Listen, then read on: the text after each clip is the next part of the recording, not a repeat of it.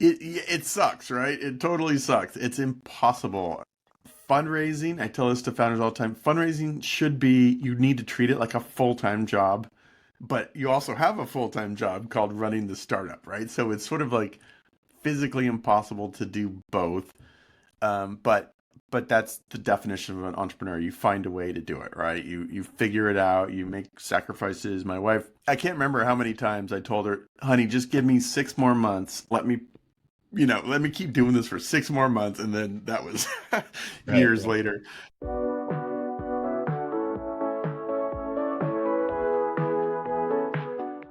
All right, everybody. Welcome to the Gildre Spotlight podcast. Today we have an exciting guest. His name is Nathan Beckord, the CEO of Foundersuite.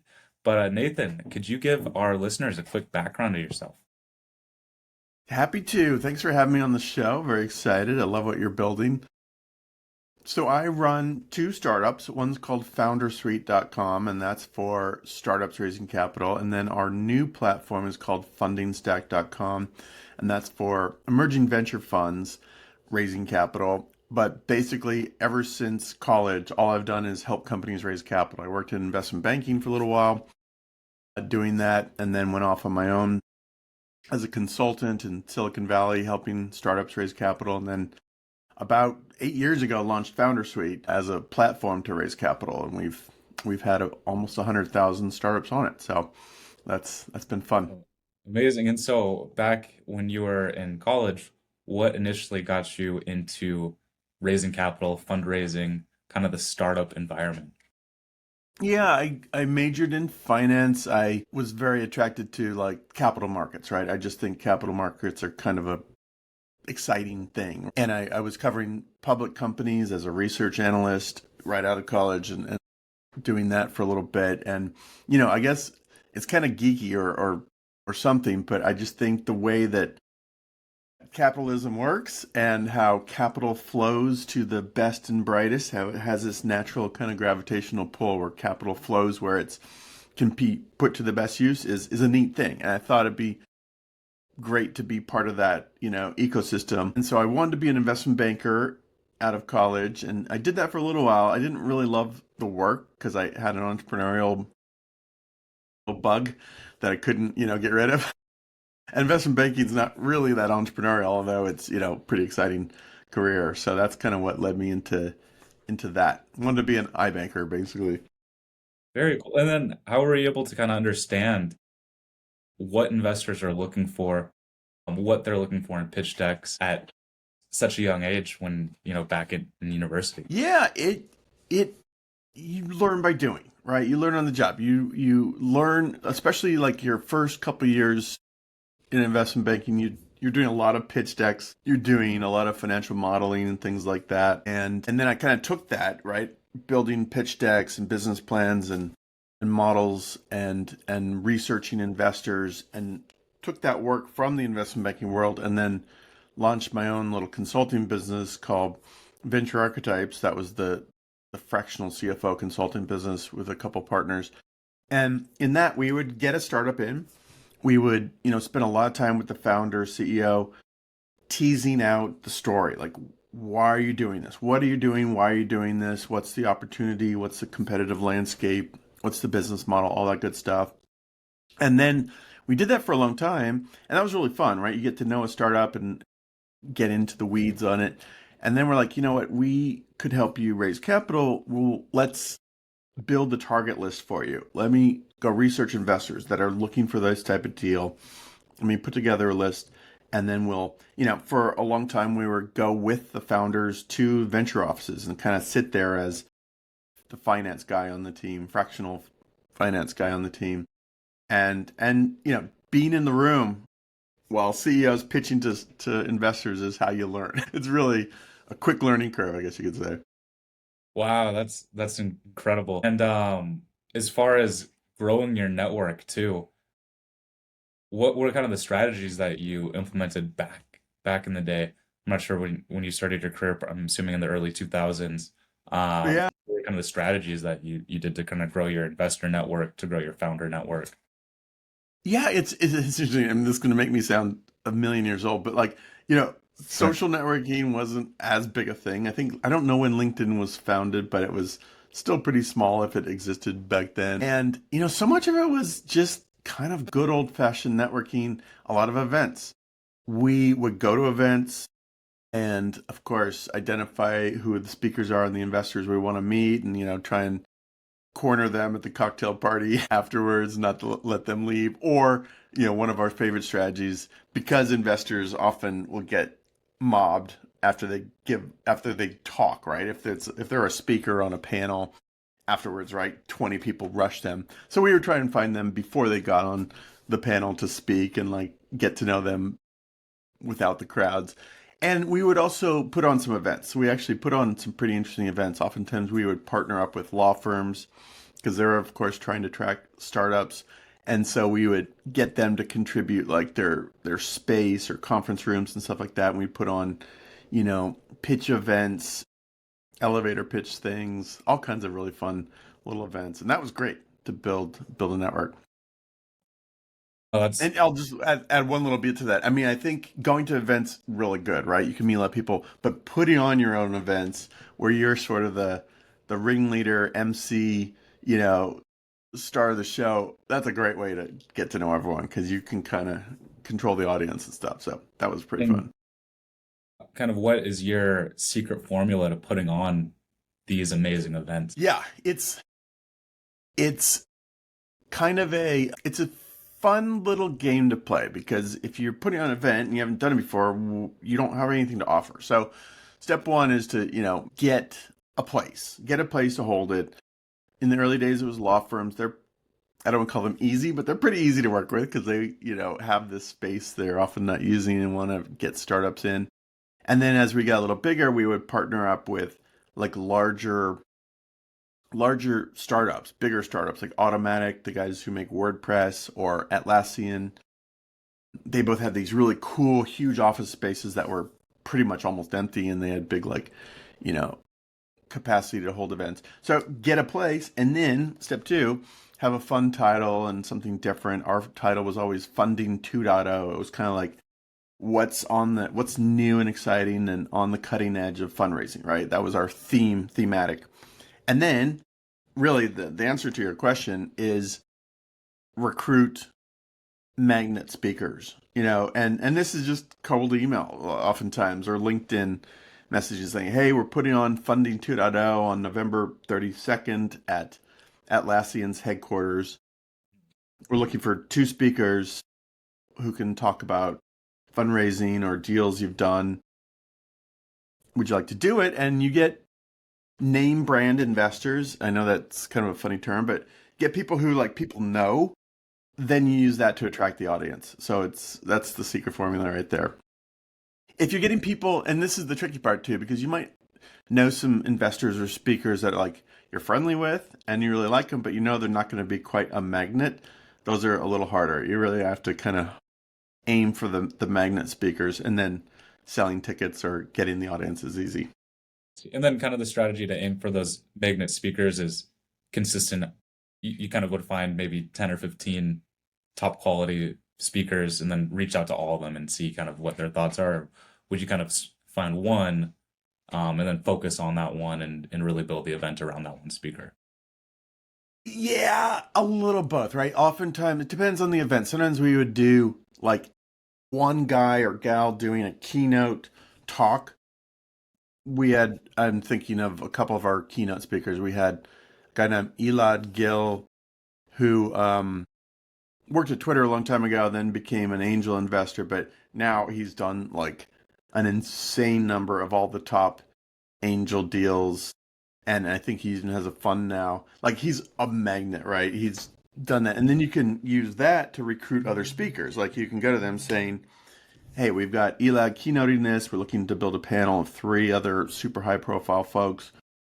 We'd love to have you. Are you interested? And of course, as you then get another name, number 2, number 3, it gets easier to recruit number 3, 4, 5, whatever. So landing that first anchor is always a little bit tricky, but you just try, and people like to get exposure for their own brand, build their own brand. Getting asked to be a speaker is pretty flattering. So people are pretty responsive to that. Absolutely. No, that makes sense. Another question, I want to take a step back, Nathan, and when you're, you know, finishing up university and you're about to go into, deciding if you want to get to the investment banking world or kind of the fundraising startup investor VC world, why did you choose kind of the more risky path of the startup fundraising investor VC world over like the traditional path of, the investment banking? You have a really good salary. It's a, pretty consistent career path. What kind of made you decide that? Yeah, it's a funny question, or it's a good question. It's a funny answer. I thought I wanted to be an investment banker, and like but I knew ultimately I wanted to be an entrepreneur. Like I knew just in my gut, and I think a lot of founders have this, right? You just sort of know you're destined to be an entrepreneur. You want to be the boss. You want to create something. Okay, but I went down this investment banking path, which is really lucrative, and you can make a lot of money. And I got a job at JP Morgan's private placement group in New York, which is like a job people would kill for. And I got there, and I remember this even on like day one of the job. I'm like, God, this just doesn't feel right. And I even would like do my work during the day, and I'd be like writing down like startup ideas. So Wow. the pull of entrepreneurship was just very strong. And frankly, I have friends who stayed in investment banking. People like they got hired around the same time as me, and they've gone on to do really well, and they're way wealthier than I am. But it's also a pretty tough job. Like it's not easy, especially when you're on the lower rung of the totem pole. We're an analyst or associate or whatever the case may be. Like you're grinding 80 to 100 hours a week, and maybe one of the biggest things is your life is not your own. Like you can get called up on a Sunday at 9 a.m. because a deal's happening and you've got to go into the office right away. Like, you're sort of never free. You're always on a tether or leash. And that was hard for me because I think entrepreneurs want to be their own boss and want to kind of have control of their destiny, and being on someone's leash is a little tricky. So, yeah, for the right person, investment banking is a killer career path. It's also a bit of a grind, right? Most investment banking firms have kind of an up or out thing. Either you're getting promoted, or they routinely kind of Squeeze push a you out. pretty good portion of the people out. And so that's it's very That sounds competitive, right? like a similar path as, consulting, too. But yeah, and kind of how do you compare that? I'm assuming in investment banking, it's like a 7 a.m. to a 8 p.m. type of day, compared with entrepreneurship, where it's almost every single day. That's also a 7 Yeah. a.m. to 8 or 9 p.m. type of day. But how do you compare kind of the day to day of being an entrepreneur compared to being, a corporate investment banker or a corporate employee? Well, that's the funny part, right? Like, yeah, the hours are probably the same. Like, yeah, it's 7 a.m. till 8 p.m. or 10 Mhm. p.m., in entrepreneurship. But the fact that you're doing it for yourself, that you're building your business, it just changes it. Even if the work is very similar, as actually my work is in many ways very similar, right? I look at a lot of pitch decks, I, you know, talk to a lot of founders and coach them on how to raise capital. So it's like similar work that I was doing, but the fact that it's doing for myself just makes it fun versus tedious. It's weird. I don't know. A Yeah. psychologist should be able to go in and analyze that. I can't can't explain why that is, right? Like, yeah. And the other thing about investment banking and startups, I think, like, as a founder, you're working all the time. It's actually really hard to turn off. You know this. All your Right. members know this. You go on vacation. Like we'll go on vacation with some friends who have normal jobs at tech companies, and they're taking off for 2 weeks. They're off duty for 2 weeks. Like they're literally clocked out. Whereas a Right. founder, you're still checking emails on weekends, on holidays, on Christmas morning. You Yeah. know, but still, it's more fun when you're doing your own thing. You know this. I'm not telling you anything new. But Right. yeah. 100%. I think it's kind of a more noble route to kind of building something from the ground up, kind of having more of a key role in the entire business endeavor rather than being a cog in the machine. Yep, But I think there's totally. also, so going back to, your startup entrepreneurial experience, what do you think the most common mistakes are that entrepreneurs make when they're pitching to investors or when they're trying to get investment? Yeah, totally. So let's take the first part what you said about pitching to investors. I think I see it all the time. We've had, like I mentioned, close to 100,000 startups on our platform, and I don't get to know all these startups, but I see, I interact with a lot of them. For some of our upper plan, like gold and platinum members, I'll do a pitch deck review sometimes. The number one most common mistake I see is just too much text. The story is too complicated. You really have to put yourself in the shoes of your audience, the investor. These investors are getting, 50 to 100 intros a day from people saying, "Hey, you got to check out this startup. Here's their deck." And they're also sitting through, so they're getting like 50 to 100 of those a day. Plus they're sitting through 4, 5, 6 pitch meetings a day. Call that, 20 to 30 per week. And if your story is complicated, or if it's not just instant light bulb moment, like literally from the slide number one and continuing through all your slides, if it's not super simple, you're not going to get anywhere because it won't be memorable, right? So that's probably number one. And I see kind of related to that, like I'll see people do the intro email where they'll have 6 paragraphs of their entire history and a 45 megabyte PowerPoint attached to that. And they're asking someone, I'm asking you to make an intro to this investor. And the investor's not even going to look at that. They're not even going to read that because it's just too much. They're like, oh, overload, delete, Right. right? So simplifying your pitch into almost a super MVP, minimal viable pitch, super bare bones, super simple, and one that has a really clear kind of story with a story arc. And lastly, one that has both kind of an emotional connection to the audience, to the investor, and a financial logical one. Those are the ingredients you really kind of want. So, Wow. That's incredible. Have you ever read the book Made to Stick, by the way? no, Okay, no. there's a acronym in there that it, it's it it's success. And basically what Made to Stick is it's a book. Read it a long time ago, like 10 or 15 years ago. It's a book that helps with public speaking when you're talking to people. It's by Chip Heath and Dan Heath. They're Stanford neuroscientists. I'll write this down. But basically what success stands for is simplicity, unexpectedness, concrete credibility, emotions, and storytelling. Okay. And that kind of, I just thought of Made to Stick as when you're kind of highlighting what differentiates a good pitch deck from a bad pitch deck is the story, the emotions, the simplicity, the concreteness, and also the credibility, the stats, the data, and the information. So definitely a fantastic book if you haven't read it already.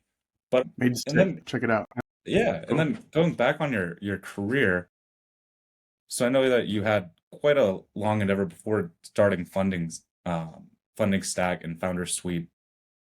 What initially, what was kind of the story behind starting Foundersuite back in 2015? Yeah. So that was when I was doing the consulting, and our model was called Venture Archetypes, and it was pretty simple. We would go have our events, we'd meet startups looking to raise capital, we'd get them on as clients.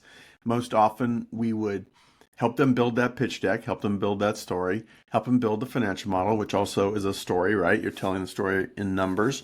And then as part of that service, we would put together an investor list for them, and that takes a lot of research and time. And then for some of them, we would go, take those startups around to venture firms and sit with them and coach them on the pitch and all that stuff. We realized, we're doing a lot of this in Excel or Google Sheets, and the light bulb moment one day. So going back, I told you I was like in investment banking, writing down startup ideas. I couldn't think of anything good that I wanted to like sink my life into. So I was doing the consulting for several years, and then it was a light bulb moment. it's so dumb, but in retrospect, we just had this light bulb moment. Why don't we just build software for this, right? There isn't really a good platform or set of tools for managing a capital raise. People are using spreadsheets. Some people are using like Salesforce for this or whatever. And it was around the time Mark Andreessen of Andreessen Horowitz had a famous article called Software is Eating the World. Basically how software is like finding its way into every business and industry. And that was kind of the light bulb, like, let's build a platform for this. So that's what led to launching Foundersuite. And we did it as a, moonlight, kind of bootstrapped it, uh, took money from the consulting, sent it to a firm in Poland called CodeQuest. We still work with them on stuff, and they built us an MVP, which we used to get some customers, which we used to raise some money, which we used to rebuild the platform, and so on and so forth. Wow. And then kind of the beginning stage of Foundersuite, when you started bootstrapping, when did you decide to actually start fundraising and start getting outside capital? Yeah, I knew it wasn't. I mean, I would go earn EK or earn some money from a consulting project and take half of that, and like I said, send it to Poland to build our MVP, and then you know do that, repeat that process, get feedback, and I knew that wasn't sustainable. It would take me a lifetime to build doing it like that. So realized, okay, I got to raise some money for this and try and make this a real company, not a side hustle. Went out actually 3 times. Went out and tried to raise some money uh, from mostly angels and didn't get any positive replies or responses. Took a break, kept working on the product, went out again, still did not get anyone like really, seriously interested in putting down a term sheet or anything like that. And I wasn't talking to a lot of people. I was maybe talking to 20, 30 at a time, but just getting no bites, right? And so I took one last break, kept doing that process of consulting, using the money to improve the product. Went back out one last time, like, I gotta raise money right now. If I don't, I'm dead. I have to give this dream up, which no one wants to do. So I kind of told myself, like, I'm going to talk to everyone in my network, everyone I know. I'm going to leave no stone unturned until I get this darn thing funded, and, made the full court press and was able to raise a good seed round from a VC fund and some angels. But that's kind of how it went, right? It was very much like, hey, it's time to raise money. We got to do this. And I think you have to go into it kind of burn the boats in some ways, right? You can't like part time it. You got to go all in if you want to raise money for this, because investors can smell if you're not fully committed. They really want to see that burn the boats commitment, Right. which I would want to do as an investor too, right? If you're coming to me for money, I want to know you're all in, that you're not working your day job at Meta, Mhm. making 300 grand a year, and this is just a little I side guess. thing for you. You're not going to be as committed. And kind of on that journey of building as you're fundraising, it sounds like you're balancing and juggling a lot with consulting, with fundraising, with working with the development team in Poland. What was kind of the average day to day or week to week like during that process? Because I know a lot of founders are in a similar stage, and they're on the cusp of becoming big, but they're also you know could crash and burn at any time. So kind of what was your day to day like, and how did you strategically manage your time? It sucks, right? It totally sucks. It's impossible.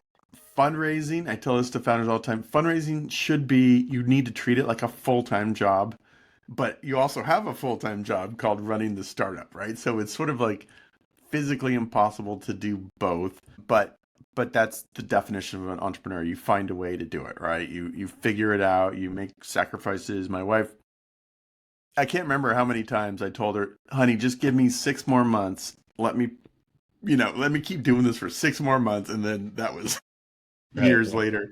She's still giving me that leash or, whatever. But that's the thing. You have to find a way. Obviously, you're sleeping less, drinking more coffee, keeping the lights on the business and keeping customers happy and dealing with support issues and engineering and everything like that, while spending 8 hours a day reaching out to investors, setting up pitch meetings, following up with them, sending any, diligence stuff they need, sending out your investor update, you need to be doing that, and just kind of nurturing these relationships.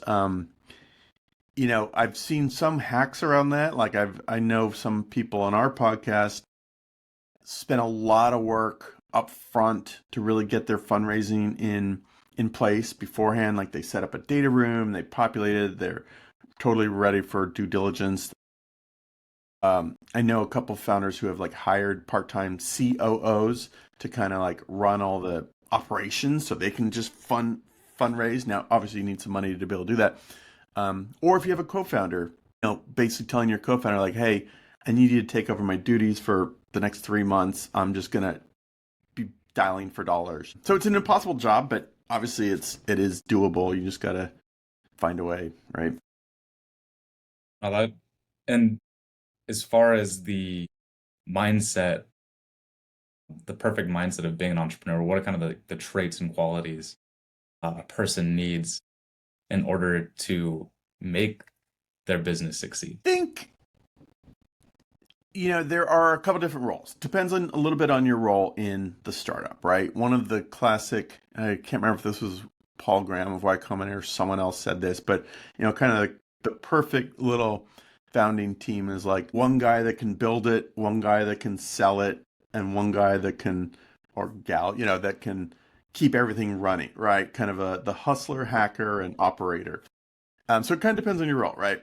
But I think you have to have that combination. If you're a solo founder, I was a solo founder, you sort of have to have both the hustler and the operator hats on at the same time. I think in general, though, like to answer your question, you sort of need that mentality where it's gonna happen regardless. It's just an inevitability that this startup is going to come to life and you're the one to do it. And you have that mindset of just like getting shit done and busting through walls to make it happen.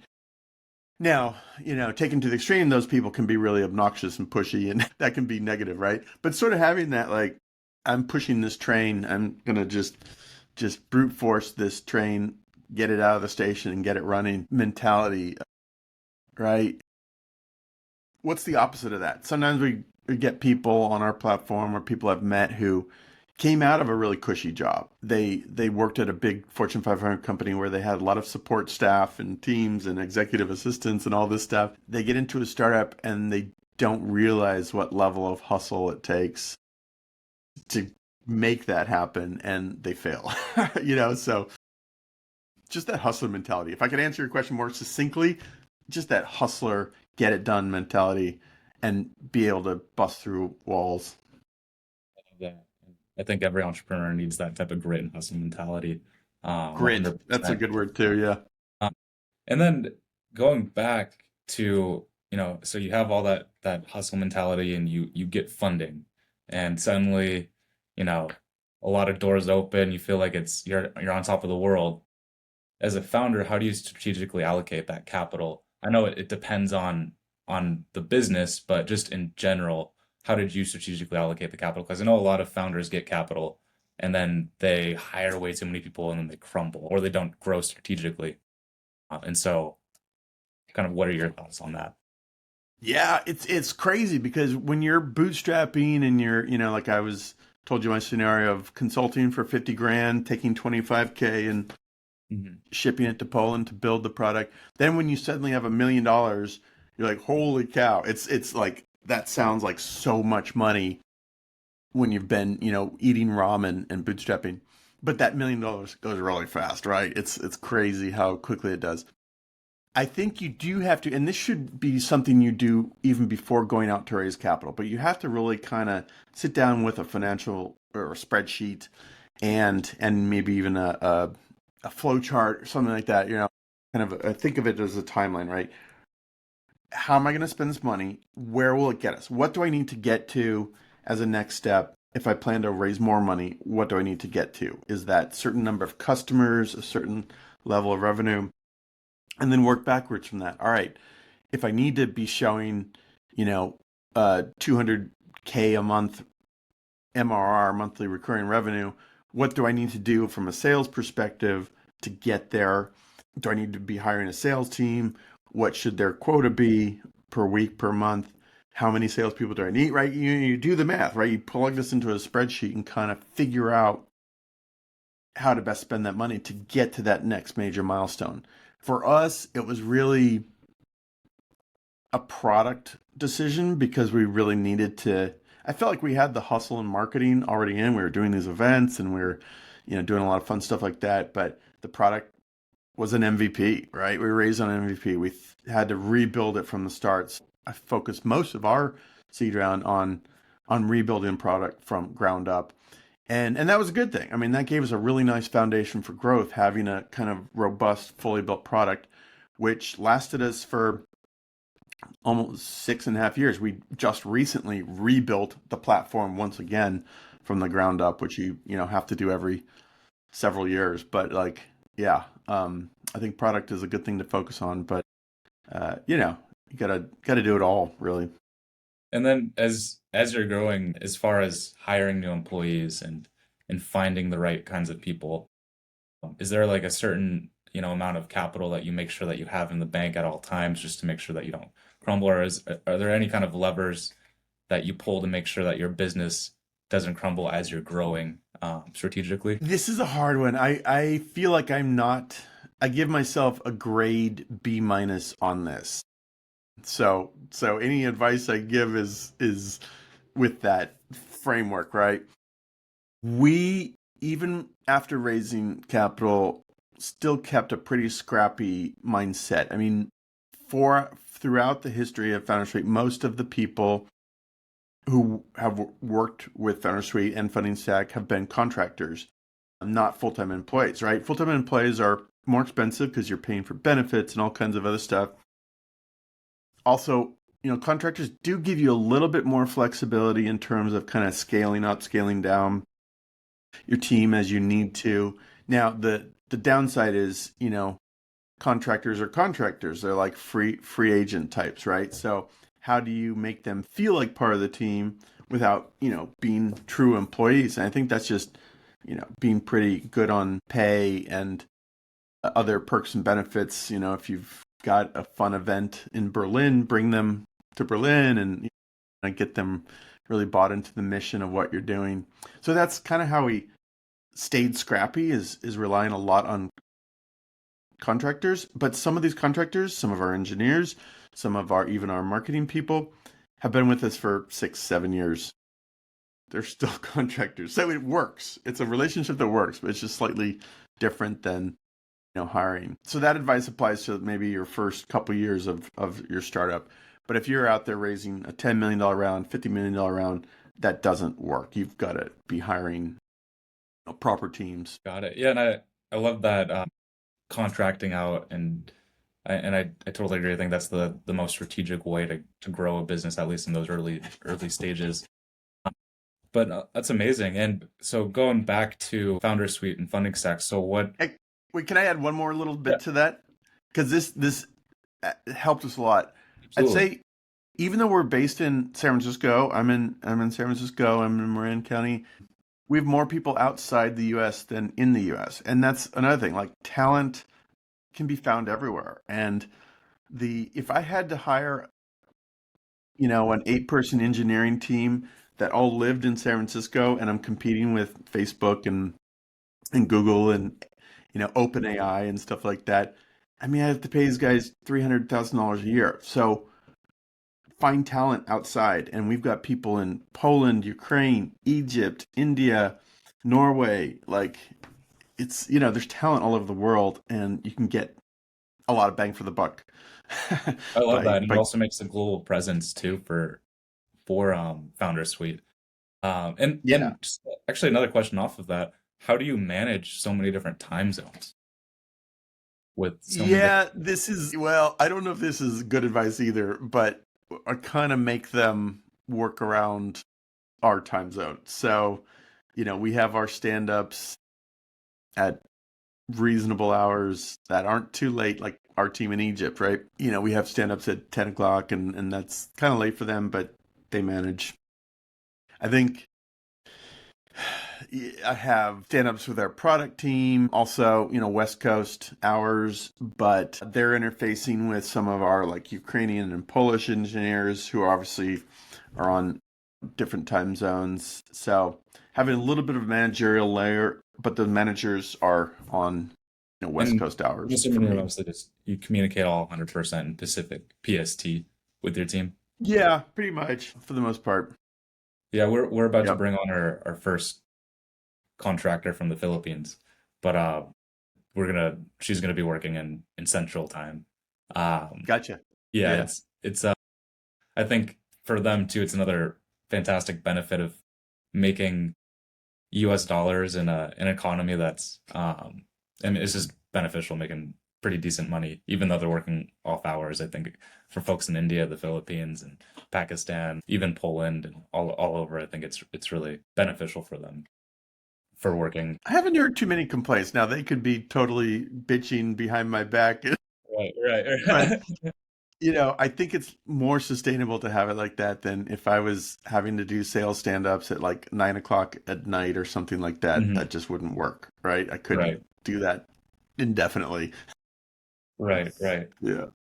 And then going back, so what made you decide to start Fundingstack after Foundersuite? Yeah, so Foundersuite been around a few years now, and it was kind of interesting. I think this is, I guess the advice here is listen to your customers and everything. But we built Foundersuite for founders, for startups, right? Very specifically for startups. But we started to get some VCs and some fundraising consultants and people like that using Foundersuite, and we get emails like, "Hey, I'm VC XYZ. I'm helping this startup raise capital. One of our portfolio companies raise capital. And I like Foundersuite a lot, but I've got four other portfolio companies I want to help and work with. How do I do that in Foundersuite?" And like, well, you can't. We don't have any way to do that, right? But it kind of gave us the idea like, oh, maybe there's kind of an enterprise model use case here. And so that was really what pulled us into that market is customers wanting to do things on our platform that we didn't provide, which was like help multiple companies raise capital and be able to track them all and stuff like that and share investors. Like one of the features of Fundingstack that you can't do in Foundersuite is you can move and copy investor sets between deals. So if you're a VC and you're a cannabis VC, just to keep it simple, you probably have a pretty large network of cannabis investors in your Rolodex, and being able to help all your portfolio companies build their investor pipelines or funnels really easily from one place because you already have the context, super value add, right? So Right. that's what kind of pulled us into that space. And then secondarily, we found that this is so obvious, but venture funds also have to go raise capital every few years. They've got to go out and raise a new fund every few years from LPs. And the process is actually fairly similar to how startups raise capital. You've got to build a target list of LPs, limited partners, family offices, endowments, trusts, whatever the case may be. You've got to kind of nurture those relationships, manage all the actions and interactions. And so that became our secondary use case is you're a venture fund, you're raising a new fund, you can use this to do that. And Yeah, why'd you go the route of rebrand? I mean, I guess kind of rebranding to kind of two separate entities instead of keeping it over all in Founder Suite as a separate product. Why'd you decide to rebrand? sure. Great question. A lot of it is marketing related. We actually started, I skipped one little part of the story. We actually started by launching a separate product under Foundersuite called Agent Model. So it was, we had your regular stuff for founders, then we had this agent model under Foundersuite for those people working with multiple companies. But part of it's the branding, right? It's hard to have a website that is speaking to two different audiences at the same time, right? Part of it's branding, marketing. You know, even though there's a lot of similarities between raising a fund for a VC and raising capital for a startup, there are differences. The investor target base is different, right? Venture funds are going after LPs.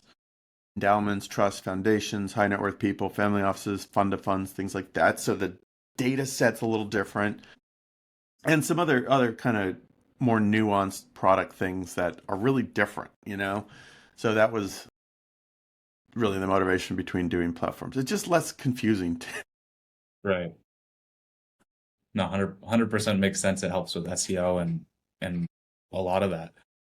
But Nathan, I really appreciate your time and being a guest on the Gildre Spotlight podcast.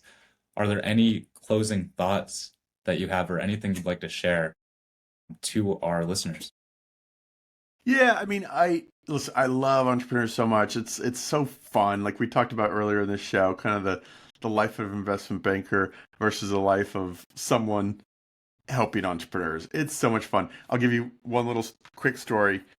I spent 2 weeks ago, I spent the whole week at SF Tech Week going to like startup events and networking events. And then I spent last week going to this family office conference, which was more geared towards much more buttoned up, you know, people wearing suits. And it was so much more fun. Even though I love, you know, the more professional investor types, it was so much more fun just hanging out with founders, crazy people, changing the world. So if you're probably an entrepreneur, if you're listening to this and you're probably a member of Gildre and all that stuff, you know, have fun with it, embrace it. It's such a roller coaster ride, as you all know, but just think of the long term and what you're building and really enjoy it. I almost, if I could tell myself a little advice from those early days when it was so stressful getting the thing off the ground, like just enjoy it a little bit more, you know? It's like that fun creative part in the early days. So enjoy I it. love that. I love I love that. Enjoy the entire process. I think a lot of founders are consistently stressed out, and I think enjoying every single moment and knowing that it's ultimately helping the person, their career. It's fantastic, and I love those thoughts, Nathan, and really appreciate your time and thank you so much for being a fantastic guest on the Gilder Spotlight podcast. Thank you so much for having me. Really great to get to know you guys, and I love what you're doing. So keep it up. Appreciate it. Appreciate it, Nathan.